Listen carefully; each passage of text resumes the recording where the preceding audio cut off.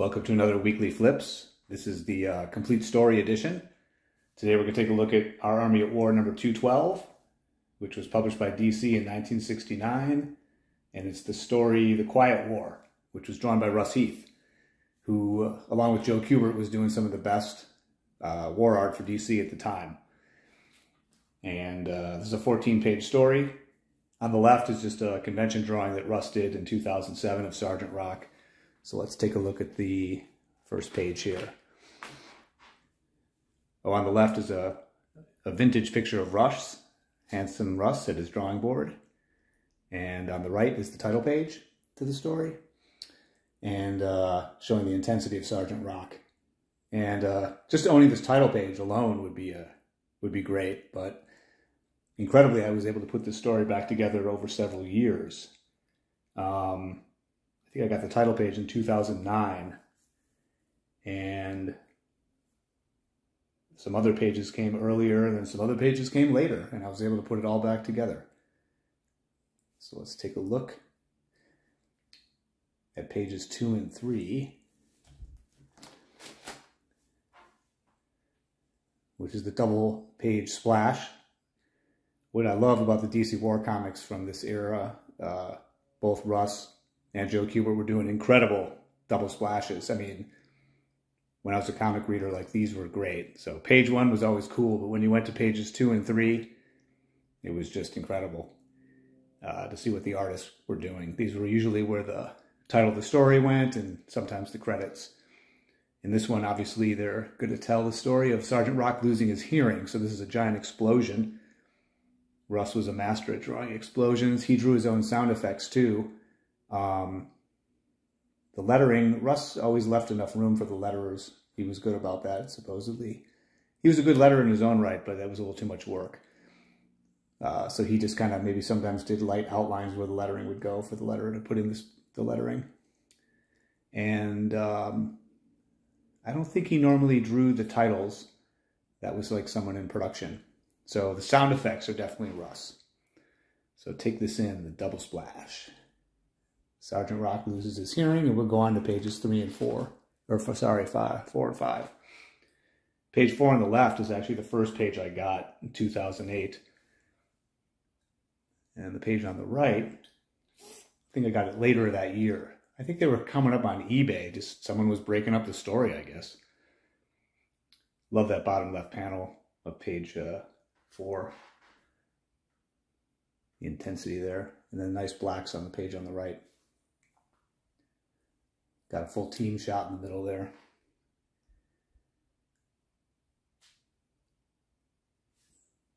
So we'll go on to pages 6 and 7. Page 6 is a 2/3 page, which an advertisement was used for part of that in the published. And on the right is the chapter page, part 2, The Quiet War. Love that shot of Rock in the upper right. Super intense. Super intense. Actually, I look at my notes here. So in pages, page 4, I got, and 5, I got in 2008. Pages 1, 14, and 6, I got in 2009. And pages 7 and 13, in a lot, were in 2011, along with the double splash separately, 2011. So over the span of 3 years, these pages started trickling out, and somehow I was able to put it all back together, and actually looked up the cost. It was $5,249.01 to put it all together, which I guess isn't a terrible deal. On Heritage, I saw a complete story recently sell for over $20,000 by Russ. So not only is it beautiful art, I guess it's a good investment. I'm not looking to break it up, though.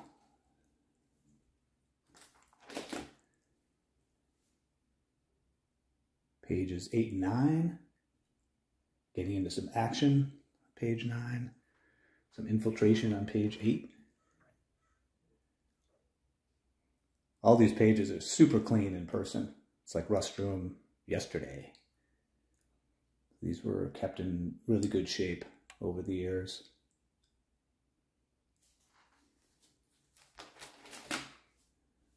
Pages 10 and 11, some action, explosions, close-ups of characters. Love that in the bottom left. That almost looks like one of Russ's Atlas horror comics with the close-up on the face. Sergeant Rock. That middle panel on the page on the right, page 11, is great. Sergeant Rock and the grenades. Russ was great with shadows. That panel on the bottom right on page 11, silhouettes of the guys climbing up the building. A lot of that, unfortunately, got lost sometimes when the DC colored the issue for publication. So that's why it's great to see these in black and white. Pages 12 and 13. Going into the castle, surprising the Germans, taking care of business. Blam. So much for that castle.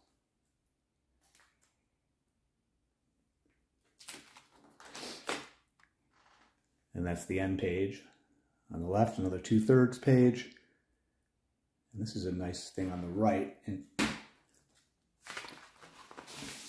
this is a drawing by Russ, painting actually, from 1944. It's the control tower to Mitchell Field in Long Island.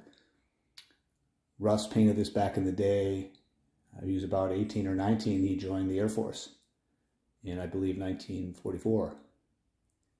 And he was stationed here for a bit, and I guess he painted this piece. So when DC hired Russ to do war comics, they picked the right guy. He had experience in the military. A couple of their bonus pieces I'm going to show are 2 more double splash pages. This one's from Our Army at War 236. A lot of great detail in that foggy background with the cemetery.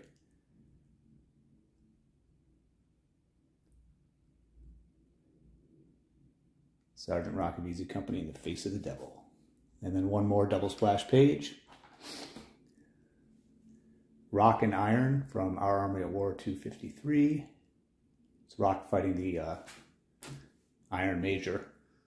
This one I actually showed to Russ, and he said, he laughed, he said he really liked doing this one because there was a lot to do, which I thought was interesting because, you know, these guys got paid the same rate for every page, so a lot to do might have been more work and for the same amount of money, but it didn't bother Russ.